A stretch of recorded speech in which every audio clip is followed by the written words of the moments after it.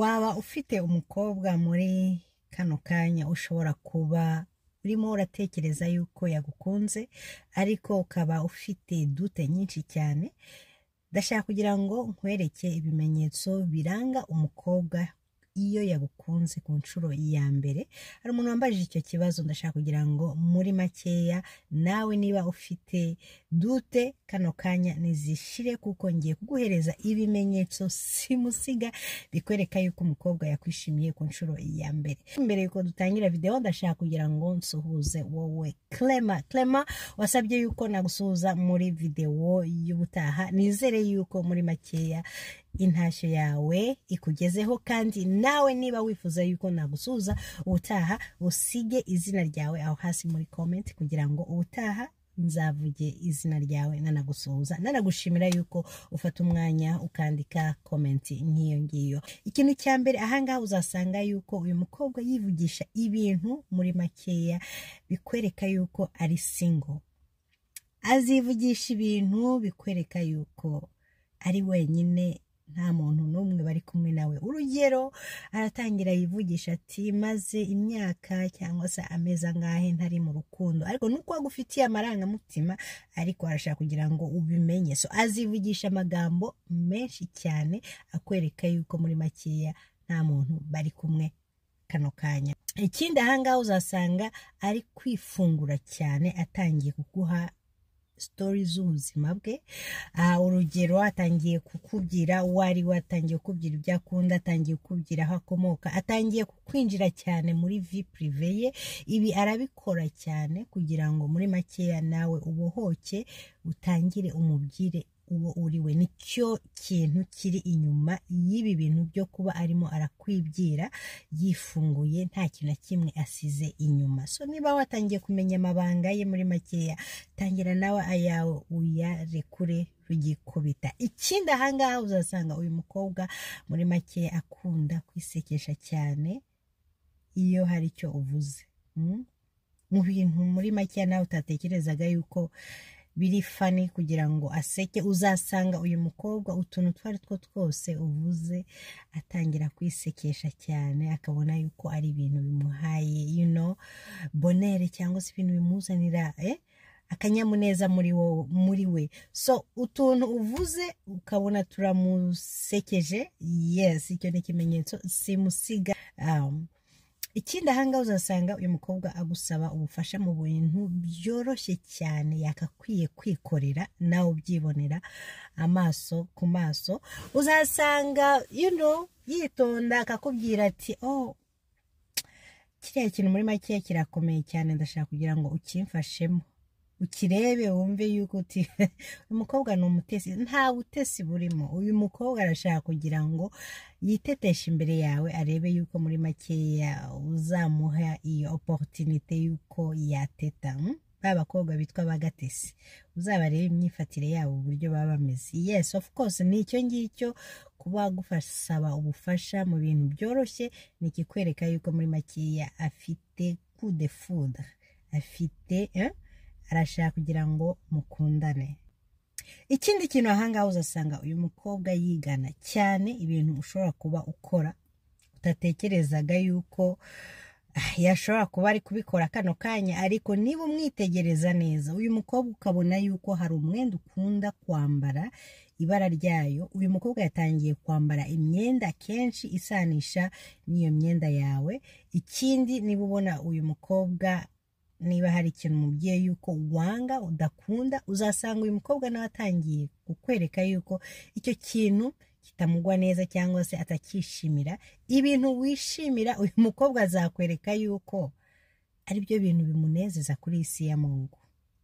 Nta kindi rero abikorera ibi byose, ni ikikwereka yuko muri makeya akwishimiye bimwe bidasanzwe. Ikindi ahangaha, niba ubona ko uyu mukobwa atangiye gufata amafoto muri kumwe atandukanye, akakubwira ati sheri egera hano reka dufate agapicture, mwasohotse mwagiye ku mazi mwagiye gusangira, urabona yuko uyu mukobwa ashaka kugira ngo mufate amafoto muri kumwe. Uyu mukobwa rero nta yindi ntego afite, uretse yuko ashaka kugira ngo sharinge amafoto kuri social media, so abantu batangire kumenya yuko muri mu rukundo hamwe nawe, n'ubwo bwose utari wanarusaba, ariko niba atangiye kuyipostinga WhatsApp stati urabona yuko utangiye gutambukaho, donc arashaka kugira ngo muri makeya batangire babimenye, hatagira umuntu uza kubyitambikamo. Ya ikindi ahangaha, niba uyu mukobwa akubajije ikibazo ku muntu w'umukobwa ushobora kuba muziranye nawe,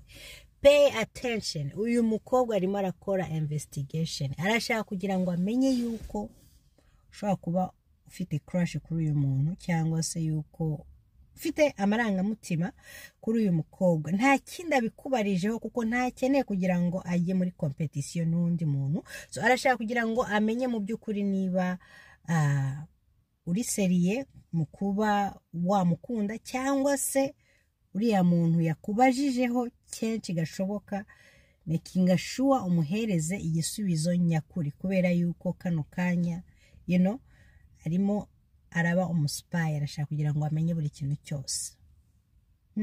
Ikintu gikurikiyeho ahangaha, uyu mukobwa aritsinaza cyane mu jwi rye. Simbizi yuko iri jambo riri appropriate mu kuvuga mu Kinyarwanda kwitsinaza, cyangwa se uyu mukobwa akunda kwiyorobeka cyane, ijwi rye riragenda rigahinduka bien iyo ari kukuvugisha.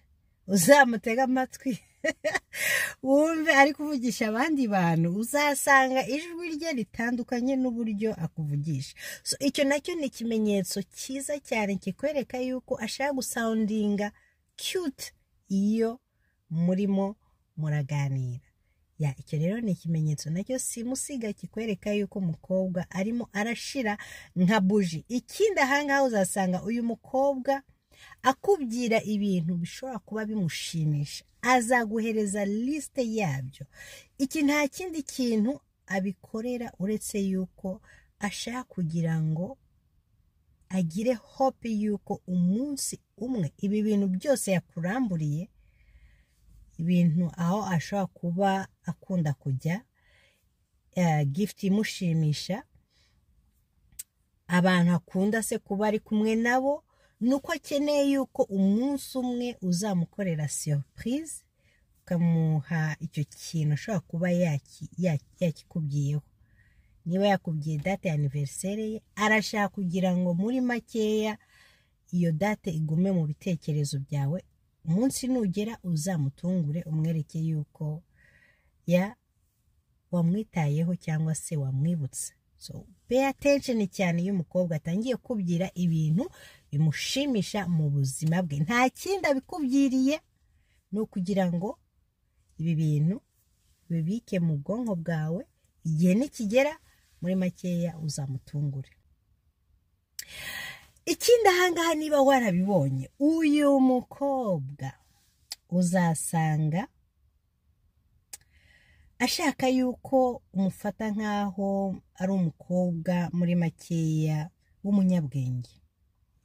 Uzasanga iyo murimo muraganira adashaka kugira ngo amene ifu, cyangwa se ajye oxyge, cyangwa se akubwire ibintu muri makeya wumve yuko ari bya cyana cyangwa se bidafututse. Uzasanga uyu mukobwa ibiganiro bye biri mure cyane iyo muganira. Uzasanga yuko ashaka kugira ngo umufate nk'umunyabwenge, cyangwa se umenye yuko ari umukobwa muri makeya utekereza, ufite ejo heza hazaza.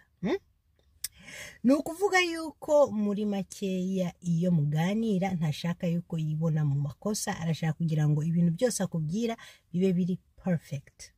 Icyo ni ikimenyetso simusiga kikwereka yuko umukobwa yashize, ashaka kugira ngo muri makeya ugire icyo uvuga, cyangwa se umusaba urukundo.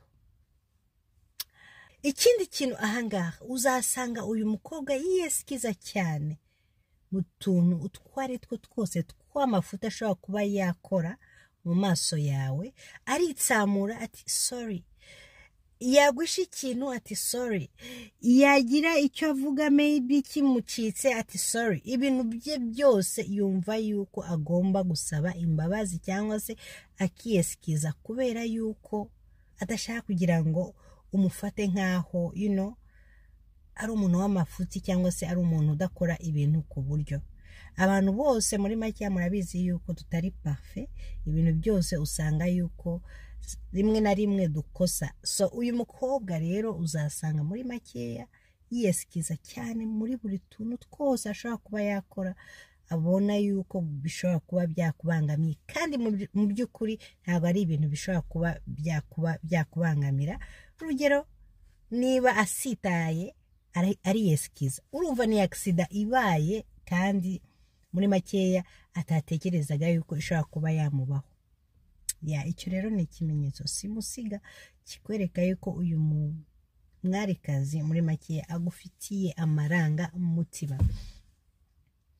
Ikindi kintu ahangaha kizakwereka yuko uyu mukobwa akwishimiye cyane nuko azakora uko ashoboye kose ntihashire igihe muri makeya atakubonye amaso ku maso. Urugero, niyo waba uri kure ye azasaba video call, niba uri ahantu mu kazi cyangwa se uri ahantu ku ishuri, uyu mukobwa azakoresha tous les moyens possibles, so atagusabe visite, uze umusure cyangwa se we aza gusure. So arashaka kugira ngo muri makeya muhorane in touch, so akurebe ku maso umurebe ku yandi, muri makeya bitume attraction yanyu iguma gukura umunsi ku wundi. Icyo rero nacyo ni ikimenyetso simusiga. Iyo ubona yuko umukobwa adashobora kumara 3-4 atakubonye vis-a-vis, icyo ni ikintu muri makeya ukwiye uhita umenya yuko umukobwa muri makeya ibintu bimurimo. Ikindi ahangaha uyu mukobwa uzasanga yitunganya, imyambarire ye ni ikintu kidasanzwe mu maso yawe. Kwiyitaho uzasanga muri makeya ari ikintu kimuranga cyane, kubera yuko ntashaka yuko umubona yuko ari umuntu utitayeho. Murabizi abasore benshi yuko iyo mukurikiranye umukobwa mushaka kugira mukundane nawe, akenshi ntago muba mwirukanka gusa kuri bote ye cyangwa iki, n'uburyo yitwararika, imyambarire ye, uburyo ahumura, ibyo byose nabyo birakonta cyane iyo mushaka kugira ngo mube mu rukundo hamwe n'umukobwa. So uyu mukobwa rero uzasanga muri makeya ibi bintu abyujuje 5 kuri 5, yiyitaho, yambara neza, ahumura neza, uko yiteze yuko muri makeya ubibona, kandi umuha compliment. Niwibagirwa gutanga compliment uyu mukobwa yakoze ibi bintu byose muri makeya, umenye yuko umunsi uzamwinjiza mu rukundo azabikwibutsa yuko utigeze umukorera icyo kintu kandi yarabikoraga byose kugira ngo muri makeya ubibone. So uyu ni umwanya wo kugira ngo Natasha Cyiza abikwibutse muri makeya kugira ngo utazabyibagirwa, kuko ni ibintu bikora cyane ku mutima w'umukobwa kandi abashaka kugira ngo muri makeya bibe souvenir mu gihe cyanyu. Ikindi ahangaha uzasanga uyu mukobwa yibanda cyane kuri famiye yawe, ashaka kugira ngo amenyane nabo, kuko ashaka kugira ngo ejo cyangwa ejo bundi bamubonemo umukazana. Uzasanga biyegereza cyane, ashaka kugira ngo amenyane na bashiki bawe, ashaka kugira ngo amenyane na barumuna bawe cyangwa se basaza barumuna bawe cyangwa se abantu bo mu muryango wawe. Uzasanga abikururaho cyane, cyangwa se ashaka kugira ngo abe best friend cyane kuri bo. Nta kindi ashaka, ni amanota meza aturuka kuri abantu bo mu muryango bawe, kuko arashaka kugira ngo ejo cyangwa ejo bundi muri makeya bazabigucengezemo neza, kugira ngo batume umenya yuko uyu mukobwa ni igitangaza, ni umukobwa ukwiye kwinjira mu rugo, kuko ari friendly kuri bo, So ikindi kintu ahangaha cya nyuma nakubwira nuko uzasanga uyu mukobwa atihutira, unyumve neza, guhita aguhereza ibintu. Aha uzasanga akunaniza bya bindi muri makeya ubiri cyuya uvuga uti Mana y'Isiraheli, uyu muntu koko arankunda cyangwa arimo aranteshereza umutwe. Harabo ugenda ugahura nabo like iminsi 2 irahagije guhita ubona icyo ushaka. Uyu mukobwa azakunaniza azakunaniza bikwereka yuko muri makeya arimo arareba ejo hazaza cyangwa se arimo arareba igihe kiri imbere cyane aho kugira ngo yihutishe ibintu. Ushobora kubona mumaranye amezi 3, 4 muri makeya usanga yuko nta kintu na kimwe wari wabona. So ntucike intege rero, kubera yuko iki ni ikimenyetso simusiga ari gukora kugira ngo ubone yuko atandukanye n'abandi, ubone yuko hari ikintu akubonamo kiza ejo hazaza. Ntiwumve yuko ucitse intege cyangwa se yuko utari yuko atakubona yuko umukwiranye nawe. Uko abenshi usanga muri make birukanka guhita bavuga bati ndashaka kugira mwemeze, ndashaka kugira ngo nkore ibi nibi, ariko muri make umukobwa yakubwiye no, please respect that. Hari impamvu ibiri inyuma, kuko umukobwa wiyubaha, umukobwa muri makeya ugufitiyeho gahunda azakunaniza muri ubwo buryo. Yes, ibi nibyo bimenyetso rero nari ngufitiye uyu munsi. Nizera yuko muri makeya wowe musore uhise ufunguka amaso, kandi niba ubona yuko hari icyo nibagiwe ushobora kuba umubonaho, umfashe unsangize icyo kintu umubonaho aho hasi muri comment kugira ngo tumenye ibyo bintu ibyo ari byo. Kandi niba hari ibyo wabonye muri makeya bitwandikire muri comment, tubwire uti iki kintu ngiyewe ndimo ndakimubonaho kano kanya. Yes, niba ukunze video y'uyu munsi ibuka wihereze thumbs up, ikindi